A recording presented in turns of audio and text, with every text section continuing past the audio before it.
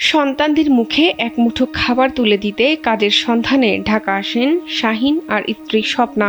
বাসা ভাড়া করেন যাত্রাবাড়িতে। শাহিন কাজ শুরু করেন পিকআপের ড্রাইভার হিসেবে। দুই সন্তানকে নিয়ে ভালোই চলছিল দিন। তবে গেল ৫ আগস্ট পুলিশের গুলি কেড়ে নেয় শাহিনের জীবন।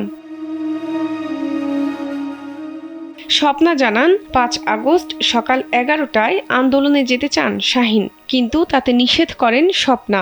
শাহিন এ সময় তার স্ত্রীকে বলেন, আমি যদি আন্দোলনে গিয়া মইরা যাই, তুমি আমার পোলা আর মাইয়ারে দেইখা রাইখো। এরপর কোনো এক সুযোগে বেরিয়ে যান তিনি।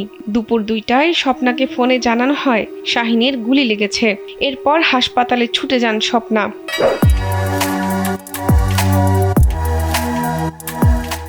সেখানে গিয়ে দেখেন শাহিন মারা গেছেন। পরদিন তাকে ভোলায় নিয়ে দাফন করা হয়। স্বপ্না জানান, শাহিনকে ৩টি গুলি করে পুলিশ।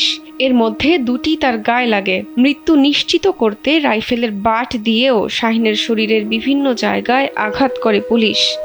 আমার 2টা ছেলে মেয়ে আছে। আমার থাকার মতো কোনো স্থান নাই, আমাদের ঘর বাড়ি নাই। আমরা এখন আপাতত আমার চাচা শ্বশুরের বাসায় অবস্থান করছি। এখন কিভাবে এই ছেলে মেয়েদেরকে নিয়ে থাকবো? আজকে 19 দিন উনি মারা গেছে। এখন পর্যন্ত আমরা কোথাও থেকে কোনো সাহায্য সহযোগিতা পাইনি।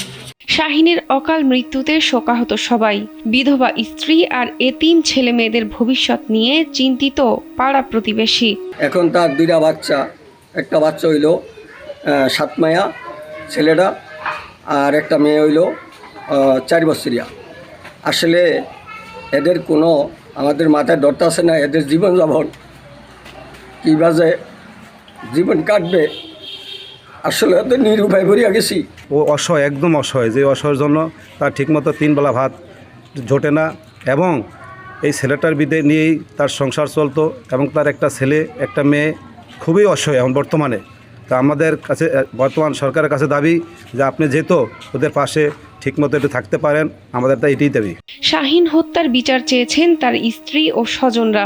দরিদ্র এই পরিবারের দায়িত্ব নিতে সরকার ও সমাজের বিত্তবানদের প্রতি আহ্বান জানিয়েছেন তারা। শাহনাজ পারভীন, কালবেলা।